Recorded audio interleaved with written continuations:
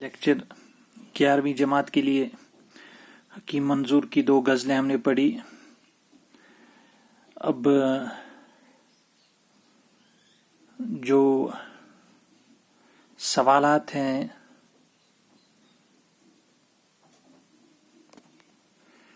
ये सवाल दर्ज अल्फाज की जिद सूरतों को जुमलों में इस्तेमाल कीजिए। जिद को अगर ये लफ्ज भी जुमले में इस्तेमाल हो लेकिन इसकी जिद भी जुमले में आनी चाहिए। अगर आप सिर्फ जिद भी इस्तेमाल करें वो भी ठीक है, लेकिन बेहतर है कि आप इसको भी साथ रखें और इसकी जिद को भी जुमले में इस्तेमाल करें। वो बहुत बेहतर तरीका है, बहुत अच्छा तरीका है। जैसे आफियत, गुनाह करके आदमी अल्लाह ताला के गजब में गिर जाता है,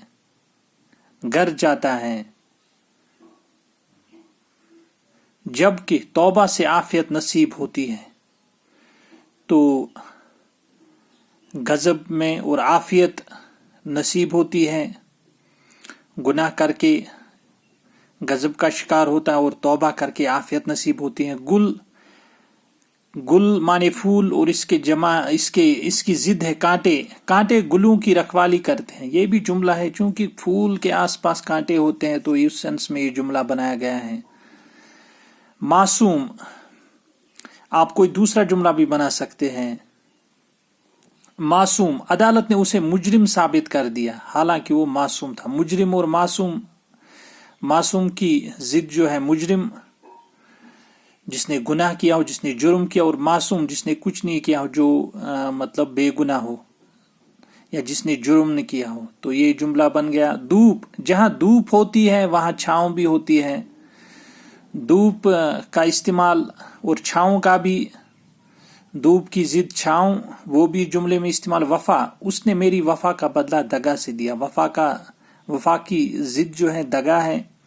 जल, पानी, जल आग को बुझा देता है, इसका जिद जो है आग है, तो जुमले में इस्तेमाल हुआ है। सजा, इस बार तुम्हारी माफी है लेकिन अगर ऐसी गलती दोहराए तो तुम्हें जरूर सजा मिलेगी। सजा की जिद जो है माफी, तो जुमले में इस्तेमाल हुआ है अच्छी तरह। आसूदा, जो खुशहाल होगा। बीमारी ने उसकी आसूदा जिंदगी को तंग बना दिया। तो आसूदा खुशहाली और तंग साथ में इस्तेमाल हुआ है। तो ये जिद इस्तेमाल हुआ है जुमलों में। और जो पहला लफ्ज है जो दिया गया उसको भी इस्तेमाल किया है जुमले में। बेहतर सूरत, दर्ज झेल अशार की बहवाला शायर तशरीह कीजिए। अब के मेरा काबा दिल दुश्मनों की जद में है, फिर मदद करना अबाबिलों के लश्कर भेजना। तो ये शेर हमने तशरीह की, आप देख सकते हैं स्क्रीन पर कि पहले आपको लिखना है वहां इम्तिहान में। अब सवालात की तरफ हमारे, चूंकि मैं सवालात के हिसाब से आपको बताऊंगा कि जवाब इस तरह लिखना है कि ये शेर हकीम मंजूर की गजल से लिया गया है।